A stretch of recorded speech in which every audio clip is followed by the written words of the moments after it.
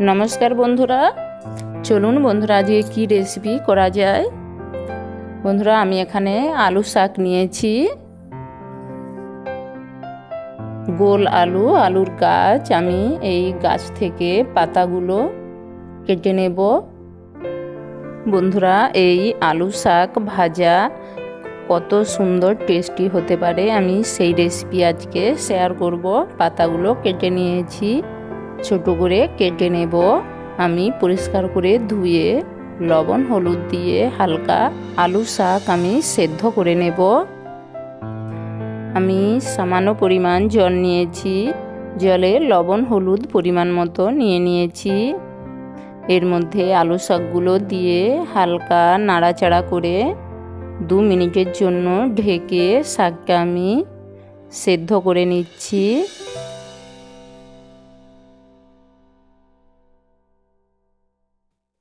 2 minute पर ढाका सरिये निয়েছি। आलू शाक सेদ্ধ হয়ে গিয়েছে। আমি একটা ঝুড়িতে নামিয়ে জল ঝরিয়ে নেব। আমি আবারও সাদা গরম তেলের মধ্যে সামান্য পরিমাণ 5 ফোড়ন, 2টো শুকনো লঙ্কা কেটে নিয়েছি, পেঁয়াজ কুচি ও সামান্য পরিমাণ রসুন কুচি নিয়ে নেব। এর মধ্যে আমি ছোট ছোট করে একটা গোল আলু ও ছোট একটা বেগুন ছোট করে কেটে নিয়ে নিচ্ছি। সঙ্গে আমি পরিমাণ মতো লবণ ও হলুদ নিয়ে নিয়েছি। হালকা নাড়াচাড়া করে আমি 2 মিনিটের জন্য লো আঁচে ঢেকে দেব। 2 মিনিট পর ঢাকা সরিয়ে নিয়ে আমি হালকা নাড়াচাড়া করে আলু বেগুন আমি ভেজে নেব। আলুটা সেদ্ধ হয়ে গিয়েছে। আলুটা ভাজা হয়ে গেলে এর মধ্যে আমি আলু শাকগুলো দিয়ে দেব। আমি হালকা হাত দিয়ে চেপে জল ঝরিয়ে নিয়েছি। এবার আমি 1 থেকে 2 মিনিটের মতো টাইম নিয়ে লো আঁচে আলু শাক আলু বেগুনের সাথে আমি ভেজে নেব।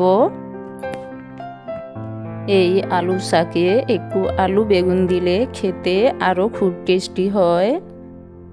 বন্ধুরা দেখুন দেখতে কত ভালো হয়েছে, আর বন্ধুরা খেতেও দুর্দান্ত। সব রকমের শাক আপনারা প্রত্যেকেই খান। একবার এই আলু শাক এইভাবে ভেজে খেয়ে দেখবেন। একবার এই আলু শাক ভাজা খেলে আপনি বারবার খেতে চাইবেন। টেস্টে অসাধারণ এই আলু শাক রেসিপি। দেখুন আলু শাকটা ভাজা হয়ে গিয়েছে। আমি একটা পাত্রে নিয়ে দেখাচ্ছি। ভাতের সাথে খেতে দুর্দান্ত।